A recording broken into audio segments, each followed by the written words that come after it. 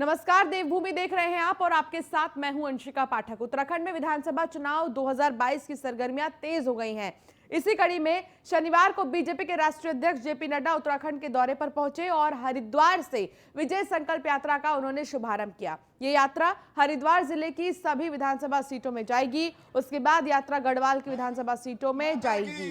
BJP राष्ट्रीय अध्यक्ष JP Nadda ने पंतदीप मैदान से विजय संकल्प यात्रा को हरी झंडी दिखाकर रवाना किया। इस मौके पर मुख्यमंत्री पुष्कर सिंह धामी भी मौजूद रहे। जेपी नड्डा ने हरिद्वार की सड़कों पर रोड शो भी किया। रोड शो में उमड़े जन सैलाब को देखकर जेपी नड्डा बहुत खुश नजर आए। उन्होंने कहा कि उत्तराखंड विकास की एक नई कहानी लिख रहा है। बता दें कि प्रदेश भर में जाने वाली इस विजय संकल्प यात्रा में अलग अलग पड़ावों पर बीजेपी के कई बड़े नेता, जिनमें अमित शाह, राजनाथ सिंह, अनुराग ठाकुर भी शामिल होंगे। पहले चरण में हरिद्वार से शुरू जेपी नड्डा ने किया है और उत्तरकाशी में समाप्त होगी। दूसरे चरण की यात्रा 19 दिसंबर यानी कि आज बागेश्वर से शुरू होकर खटीमा तक खत्म होगी। कुमाऊं में विजय संकल्प यात्रा का शुभारंभ केंद्रीय मंत्री अनुराग ठाकुर करेंगे।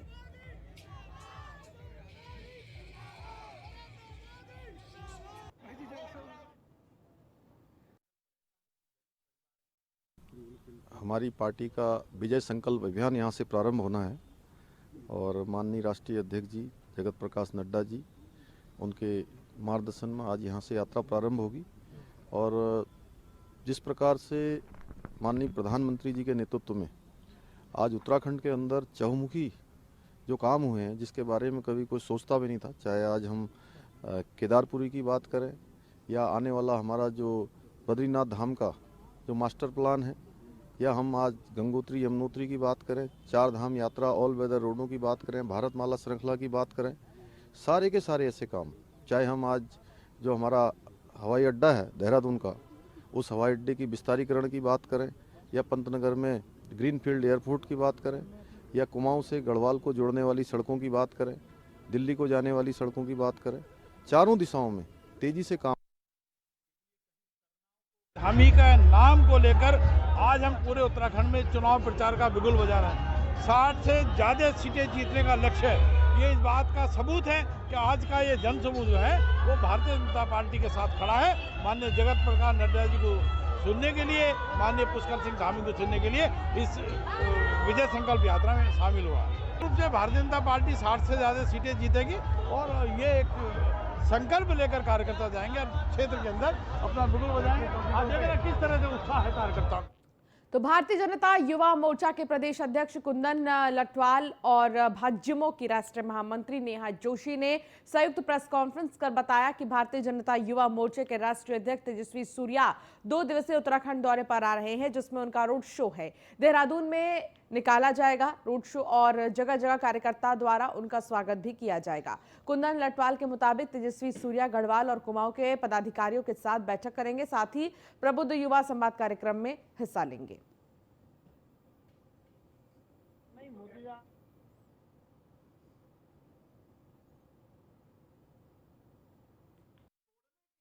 तेजस्वी सूर्या जी का नाम किसी के लिए अनजाना नहीं है।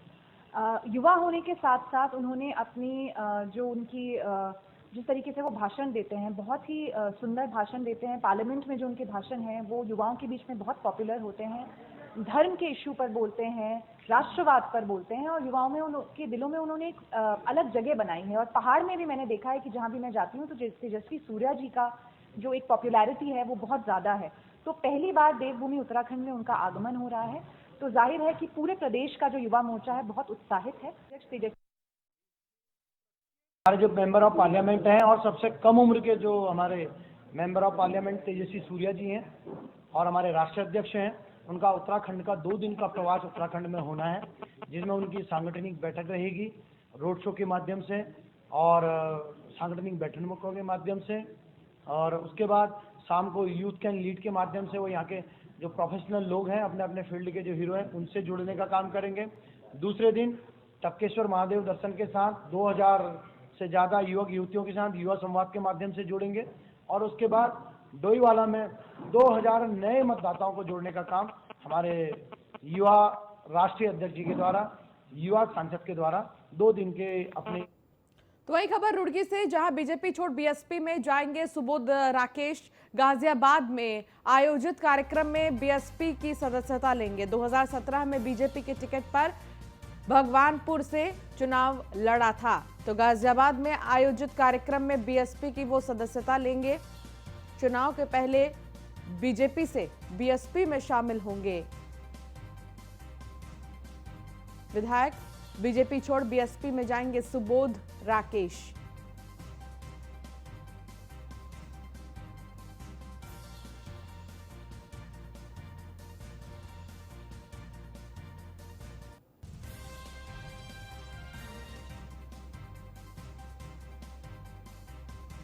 तो बीजेपी छोड़ बीएसपी में जाएंगे सुबोध राकेश। आपको बता दें कि गाजियाबाद में एक कार्यक्रम आयोजित होगा और उसी में बीएसपी की सदस्यता वो लेंगे। बताया जा रहा है कि 2017 में बीजेपी के टिकट पर भगवानपुर से उन्होंने चुनाव लड़ा था। तो रुड़की से ये जानकारी मिल रही है, जहां बीजेपी छोड़ बीएसपी में जाएंगे सुबोध राकेश। गाजियाबाद में आयोजित कार्यक्रम में बीएसपी की सदस्यता भी लेंगे। तो वहीं खबर कपकोट से, जहां दिल्ली के डिप्टी सीएम मनीष सिसोदिया ने हुड़का बजाया है। कपकोट में मनीष सिसोदिया ने हुड़का बजाया है। सिसोदिया ने लिया उत्तराखंड नवनिर्माण का संकल्प। उत्तराखंड का सांस्कृतिक वाद्य यंत्र है हुड़का और इसको बजाया है मनीष सिसोदिया ने। आप देखेंगे तस्वीर जिसमें मनीष सिसोदिया हुड़का बजाते नजर आ रहे हैं और उत्तराखंड का सांस्कृतिक वाद्य यंत्र है ये हुड़का।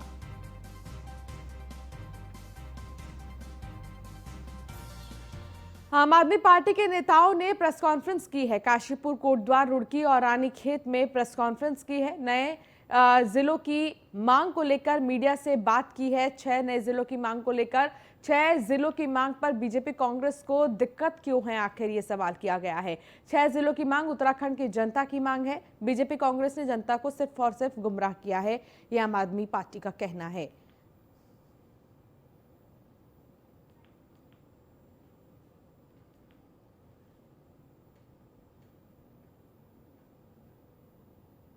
अभी काशीपुर की जनसभा में जो हमारे संयोजक अरविंद केजरीवाल जी द्वारा उत्तराखंड में 2022 की सरकार बनने के बाद 30 दिन में 6 जिले बनाए जाएंगे, जिसमें काशीपुर भी एक जिला होगा, तो उसके बाद से विपक्षी दलों की तकलीफ बहुत ज़्यादा बढ़ गई है और उस तकलीफ में शायद ऐसा लगता है कि वो नहीं चाहते कि जनता की समस्याएं जो हैं वो कम हो। उनके हाथ से ये जिले के नाम पर जीतने का बार बार जो मुद्दा था ये निकलता हुआ उन्हें दिखाई दे रहा। जनता के नुमाइंदों ने, सामाजिक सेवकों ने प्रशासन के आगे, सरकारों के आगे लगातार ये डिमांड रखी कि रुड़की शहर को जिला घोषित किया जाए। लेकिन पिछली भाजपा सरकारों ने और कांग्रेस सरकारों ने हमेशा जनता की इस भावना का, इस मांग का। उत्तराखंड के 2,59,000 छात्र छात्राओं को अब टैबलेट नहीं बल्कि टैबलेट के पैसे दिए जाएंगे। छात्र छात्राओं के खातों में डीबीटी के जरिए 12,000 रुपए भेजे जाएंगे। टैबलेट खरीद की प्रक्रिया पर सवाल उठने के बाद सरकार की ओर से निर्णय लिया गया है। सीएम पुष्कर सिंह धामी का कहना है कि सरकार ने आचार संहिता को निकट देखते हुए छात्रों के हित में यह निर्णय किया है। आपको बता दें कि कांग्रेस ने टैबलेट खरीद पर सवाल उठाया था, जिसके बाद अब डायरेक्ट पैसे ट्रांसफर करने का जो निर्णय है वो सरकार की तरफ से लिया गया है। खाता खुलवा के एक टाइम बाउंड करके सभी बच्चे अपने स्तर से उसको हम स्कूलों में सुनिश्चित करेंगे कि शिक्षकों के स्तर पर, प्रधानाचार्य के स्तर पर, कि सभी बच्चों को टैबलेट मिल जाए। हमारी पहली प्राथमिकता है टैबलेट मिलना चाहिए, क्योंकि बच्चों को इस आईटी के युग में निश्चित रूप से इन सब संसाधनों का सही प्रकार से उनको जो है उसका प्रयोग भी हो और उनको उसकी सहायता भी मिले। उत्तराखंड में चुनाव से ठीक पहले कांग्रेस दिवंगत जनरल बिपिन रावत के गांव से सैनिक सम्मान यात्रा निकालने जा रही है। मुख्यमंत्री पुष्कर सिंह धामी ने हरीश रावत के इस अभियान पर चुटकी लेते हुए कहा कि हरीश रावत के ऑडियो वीडियो को दुनिया ने देखा है, उन्हें जल्द सब कुछ पता चल जाएगा। पीएम मोदी के नेतृत्व में ही देश में सेना का सम्मान हुआ है और सेना को खुली छूट मिली है।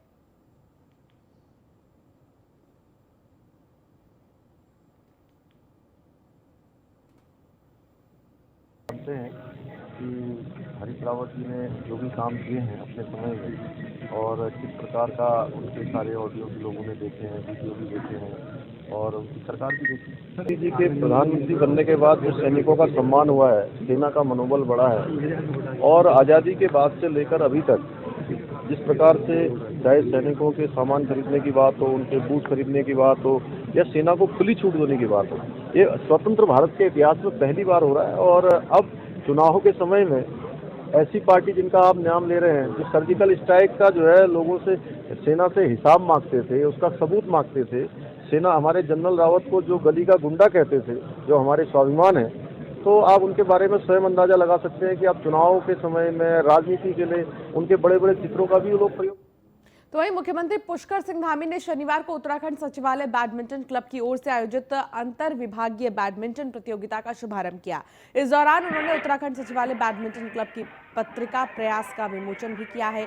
खेल प्रेमी मुख्यमंत्री इस मौके पर खुद को रोक नहीं पाए और सीएम पुष्कर सिंह धामी ने बैडमिंटन भी खेला।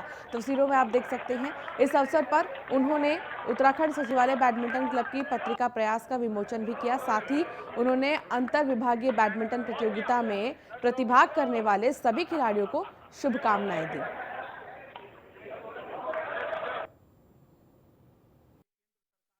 अंतर विभागीय जो बैडमिंटन प्रतियोगिता हो रही है सर्दी चमोली के नाम से, चमोली हमारे बहुत ही एक अच्छे अधिकारी भी थे, एक अच्छे उससे पहले कार्यकर्ता भी थे, सभी लोग उसको बड़ा मानते हैं और हम बड़ा उनका भावपूर्ण स्मरण भी कर रहे हैं क्योंकि मेरे साथ भी सर्दी चमोली का बहुत पुराना रिश्ता था। हम साथ साथ में युवा मोर्चा के कार्यकर्ता के रूप में एक साथ काम करते थे, तो निश्चित रूप से आज हम उनको स्मरण भी करते हैं, अपनी श्रद्धांजलि अर्पित करते हैं। साथ ही इस प्रकार के कार्यक्रम प्रत्येक वर्ष यहाँ पर आयोजित किए जाते हैं। तो वहीं नई टिहरी में नवनियुक्त वरिष्ठ पुलिस अधीक्षक नवनीत भुल्लर ने अपना पदभार संभाल लिया है। इससे पहले नवनीत भुल्लर ने राज्य आपदा प्रतिवेदन बल के 9वें सेना नायक के रूप में काम किया था। नवनीत भुल्लर ने लगभग 11 महीने के कार्यकाल में एसडीआरएफ में कई महत्वपूर्ण कार्य किए हैं। रेणी आपदा हो या फिर महाकुंभ को कुशलतापूर्वक संपन्न कराना हो, उसे अच्छी तरह से किया। कोविड की दूसरी लहर के दौरान मेडिसिन किट पहुंचाने से लेकर कोविड संक्रमित शवों के दाह संस्कार का कार्य भी नवनीत भुल्लर ने और उनकी टीम ने किया था।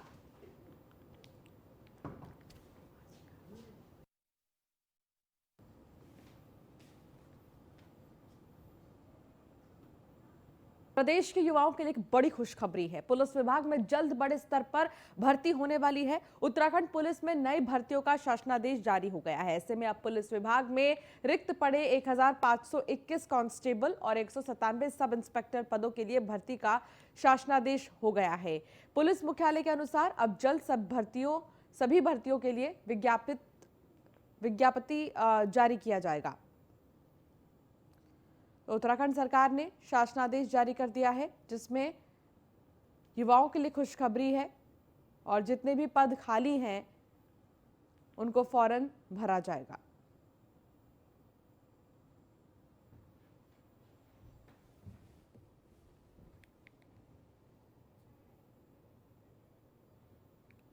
देखिए, हमारा जो प्रपोजल चल रहा था और हमने अध्याचन भेजा था जो अधीनस्थ चयन सेवा आयोग को, आज शासन ने भी उस पर अपनी वो आदेश जारी कर दिया है और उन्होंने अधीनस्थ चयन सेवा आयोग को भी बोल दिया है। 1521 पद हैं, जिसमें कांस्टेबल्स हैं, फायर सर्विस के और पुलिस, सिविल पुलिस के और पीएसी के, और 197 पद हैं सब इंस्पेक्टर और प्लाटून कमांडर के। तो इनकी भर्ती अब शुरू हो पाएगी। लालकुआ के अंतर्राष्ट्रीय स्टेडियम में पीएम मोदी की होने वाली प्रस्तावित रैली को भव्य बनाने के लिए बीजेपी ने पूरी ताकत झोंक दी है। रैली को सफल बनाने के लिए बीजेपी पदाधिकारियों ने बैठक का आयोजन किया है, जिसमें कार्यकर्ताओं को ज्यादा से ज्यादा भीड़ जुटाने का जिम्मा दिया गया है। पदाधिकारियों ने लगभग 1 लाख की भीड़ जुटाने का लक्ष्य रखा है। साथ ही बैठक में रैली को लेकर जरूरी दिशा निर्देश भी दिए गए हैं। बता दें कि इस बात पर भी खास ध्यान दिया गया है कि रैली में हर बूथ से लोगों की उपस्थिति होनी चाहिए। मोदी मैदान में यहाँ से लगभग 30 किलोमीटर दूर। भारत के यशस्वी प्रधानमंत्री, विश्व के नंबर 1 नेता आदरणीय नरेंद्र मोदी जी हम सब लोगों के बीच में आ रहे हैं।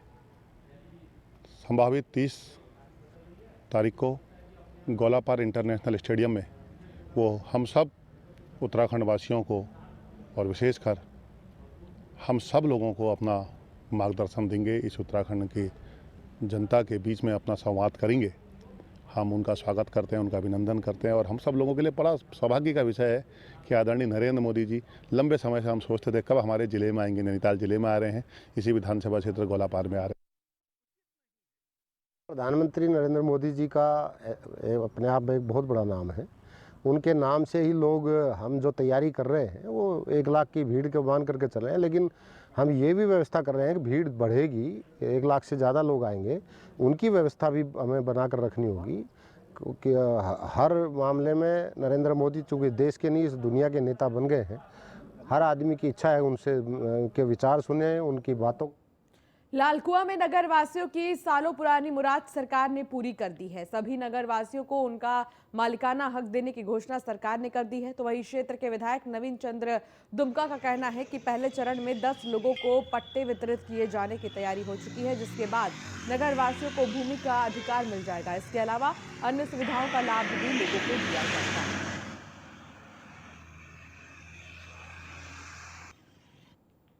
लालकुआं नगर पंचायत की लीज नष्ट भूमि पर बसे हुए लालकुआं निवासियों की लंबे समय से इस भूमि के मालिकाना हक की मांग थी, जिसका जियो पूर्व में भी जारी होते रहा। लेकिन जब मैं विधायक बना तो मैंने इसको अत्यंत गंभीरतापूर्वक एक लक्ष्य निर्धारित कर यह तय किया कि मैं विनियमितीकरण अपने कार्यकाल में अवश्य कराऊंगा।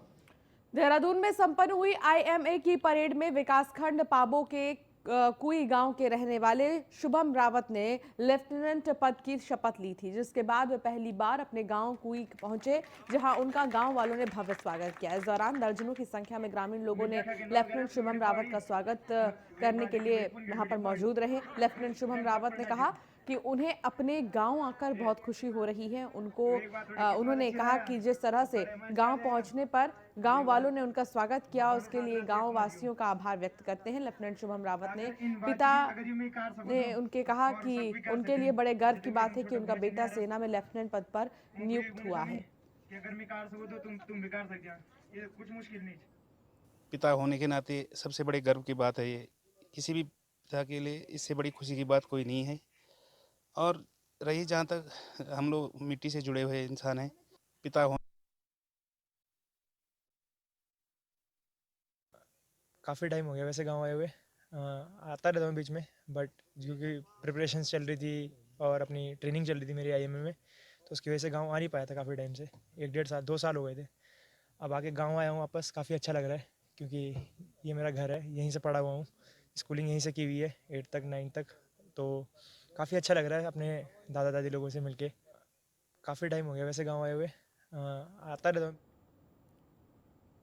डोईवाला के राजीव नगर केशवपुरी से होकर गुजरने वाली नहर से किसान परेशान है। केशवपुरी बस्ती से होकर गुजरने वाली सिंचाई नहर में कचरे का अंबार लगा हुआ है, जिसकी वजह से किसानों के खेतों में कचरा जमा हो गया है और फसलें खराब हो गई हैं। परेशान किसान नगर पालिका पहुंचे और अधिकारियों को ज्ञापन सौंपकर नहर की सफाई की मांग की, साथ ही गंदगी फैलाने वाले लोगों के खिलाफ कार्रवाई की मांग की गई है।